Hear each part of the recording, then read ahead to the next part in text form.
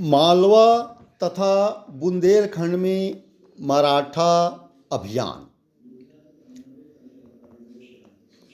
यह वह समय था जब बाजीराव पेशवा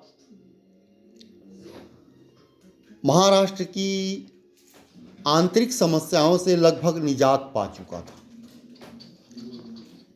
मुगलों के साथ एक निश्चित संधि स्थापित हो गई थी।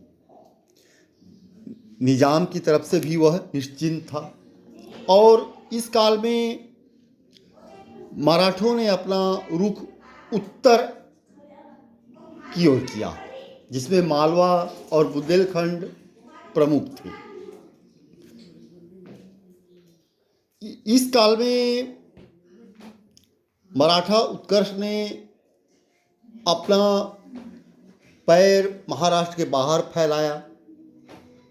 उत्तर की ओर मराठा स्वराज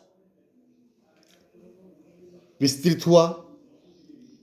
यहाँ देखा जाए तो भौगोलिक व वाणिज्य दोनों ही दृष्टियों से मालवा अत्यंत महत्वपूर्ण प्रदेश था। इसीलिए शुरू से ही मराठों की आंख इस पर लगी थी।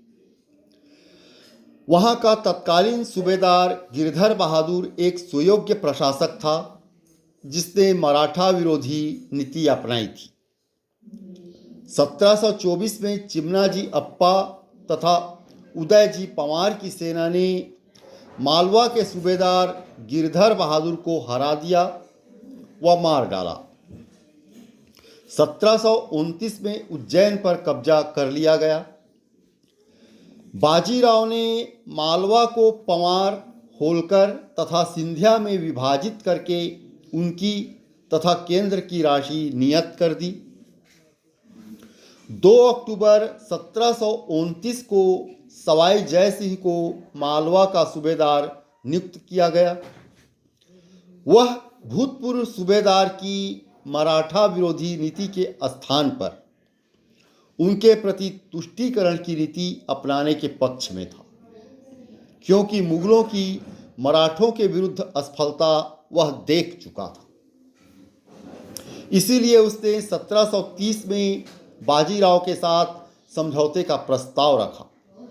इसके अनुसार मालवा की चौथ के बदले 10 लाख मूल्य के बराबर राजस्व वाले भूक्षेत्र जागीर के रूप में शाहू को दिए जाने की व्यवस्था थी तथा शाहू के द्वारा एक सेना नायक के अधीन एक सैन्य टुकड़ी जागीर में शांति प्रशासन के लिए रखी जानी थी।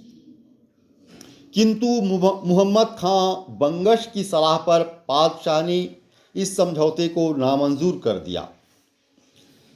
19 सितंबर 1730 में सवाई जय सिंह के स्थान पर मुहम्मद खां बंगश को मालवा का सूबेदार नियुक्त किया गया। बंगश ने बादशाह से मराठों को मालवा से निकालने का वादा किया। बाजीराव बरार व खानदेश होता हुआ बुंदेलखंड की ओर बढ़ा, जहां बुंदेला राजपूतों ने उसका स्वागत किया। बुंदेलों का नेता वीर छत्रसाल था, जो मुगलों के खिलाफ 1670 से ही संघर्षरत था।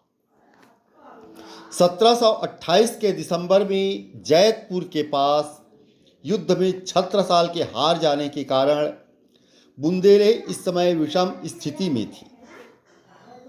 बाजीराव और बंगश में शीघ्र ही संघर्ष प्रारंभ हो गया।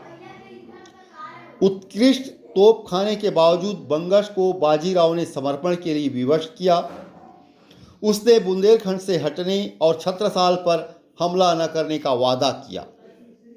उधर बुंदेलों से भी मराठों को क्षेत्रीय लाभ हुआ। 1731 तक छत्रसाल अपने राज्य का 1/3 भाग बाजीराव को सौंप चुका था। इस प्रकार 1728-1729 के काल में बाजीराव मालवा व बुंदेलखंड में, जो कि मुगल साम्राज्य के बीचों बीच थे, अपने पैर जमाने में सफल हो गया।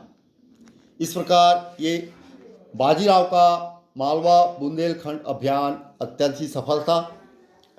मालवा में मराठे लगभग स्थायी रूप से अपना पांव जमाने में सफल रहे और मराठी स्वराज और भी ज़्यादा पहले की तुलना में विस्तृत हुआ, विस्तार की ओर अग्रसर हुआ।